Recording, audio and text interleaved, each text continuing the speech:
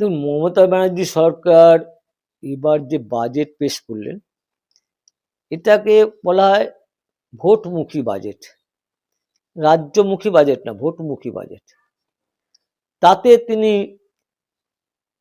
সমস্ত ভাতা, বাজেটের ব্যাপক অংশ ছিল ভাতা কেন্দ্রিক বক্তব্য। লক্ষ্মীর ভাণ্ডার, তারপরে যুব সাথী, তারপরে আশা কর্মীদের অনুদান, সিভিক ভলেন্টিয়ারদের অনুদান, তারপরে প্যারা টিচার, মানে যারা প্যারা টিচার তাদের অনুদান, সব আর কি এদের ভাতা। অর্থাৎ এবার আমরা বলতে পারি যে ভাতাশ্রী বাজেট, ভাতাশ্রী বাজেট ঘোষণা করলেন।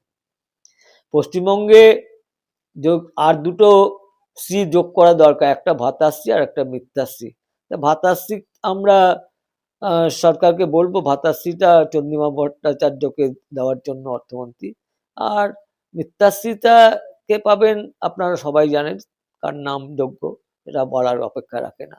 তাই এই লক্ষ্মীশ্রী যেটা দিয়েছেন, লক্ষ্মীর ভাণ্ডার 500 টাকা বাড়িয়েছেন, কিন্তু আপনাদের স্মরণ রাখতে হবে 2021 সালেও লক্ষ্মীর ভাণ্ডার ছিল, কিন্তু বিজেপি লক্ষ্মীর ভাণ্ডার থাকা সত্ত্বেও 77টা আসনে জিতেছিল।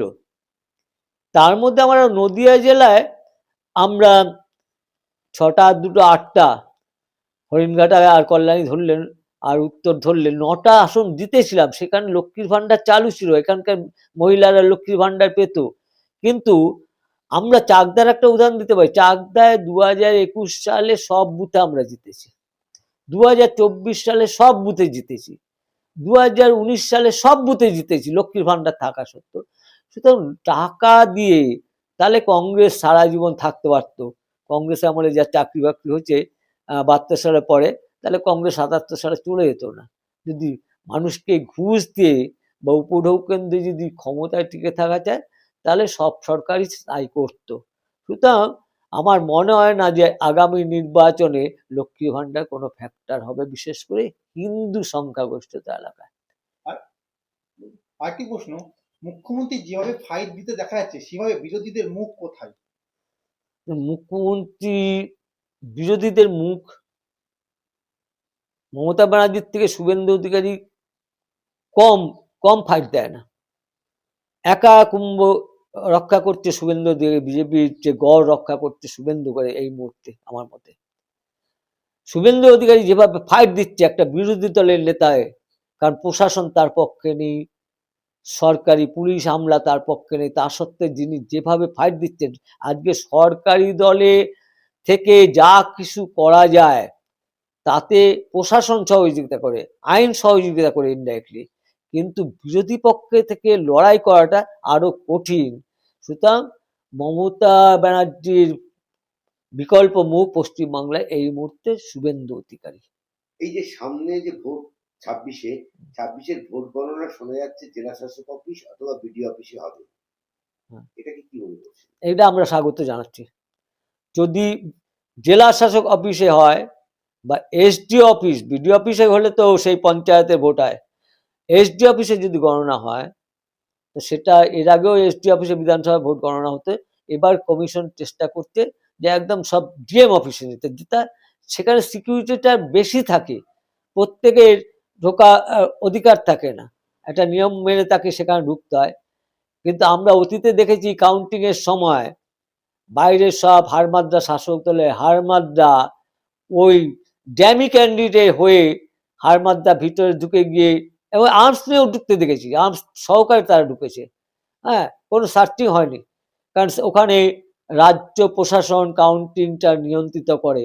তা এটা কমিশনকে আমি রিকোয়েস্ট করব যে রাজ্য প্রশাসনের বদলে সেন্ট্রাল ফোর্স এবং তাদের কমান্ডাররা তারা নিয়ন্ত্রণ করুক কাউন্টিং এজেন্ট, তবেই পশ্চিমবাংলায় সুষ্ঠু রায় প্রকাশ পাবে, যেটা 21 সালে হতে পারেনি। আপনার নাম পরিচয়? সুকুমার করঞ্জাই, চাকদা বিধানসভার প্রাক্তন কনভেনার। 4বার আমি কনভেনারের দায়িত্ব পালন করেছি, 16 সাল থেকে 25 সালে। এখন আমি অবসরের দিকে যাচ্ছি আর কি, যেহেতু বয়সজনিত কারণে, কিন্তু পার্টির সঙ্গে আমি সবসময় আছি, দায়িত্বে খুব একটা নেই।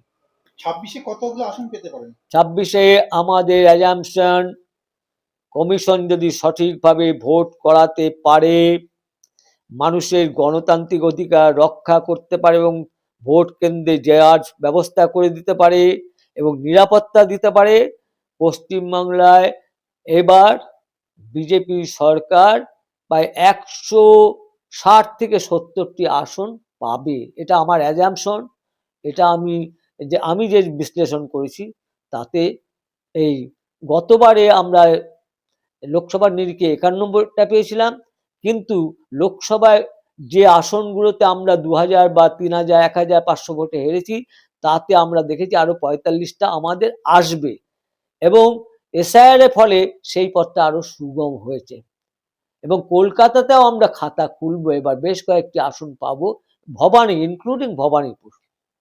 হুমায়ুন কবির নতুন দল করে আপনাদের সুবিধা হলো না অসুবিধা হলো? দেখুন, হুমায়ুন কবির আজকে ওনার স্বার্থে দল করে, রাজনীতিটা ওনার স্বার্থে করে, কখনো কংগ্রেস, কখনো তৃণমূলের ঢোকে, কখনো আবার বিজেপির সঙ্গে আসে, আবার মমতা ব্যানার্জির সঙ্গে আবার আলাদা দল করতে। ওদের একটা আলাদা কি আছে, কতটা সাকসেস হবে জানি না। আমাদের সুবিধা অসুবিধা না, আমরা বলেছি যে আমরা হিন্দু ভোটের উপরে আমরা আশাবাদী, হিন্দুরা সব ইউনাইটেড হচ্ছে, আগামী দিনেও হিন্দুরা ইউনাইটেড হবে এবং ভারতীয় মুসলিম তারা বুঝতে পেরেছে যে বিজেপি তাদের শত্রু না, বিজেপি তাদের আপন এবং ভারতীয় মুসলিমদের, রাষ্ট্রবাদী মুসলিমদের ভোটও আমরা পাবো এবার সমস্ত জায়গায়, তাই আমরা আশাবাদী।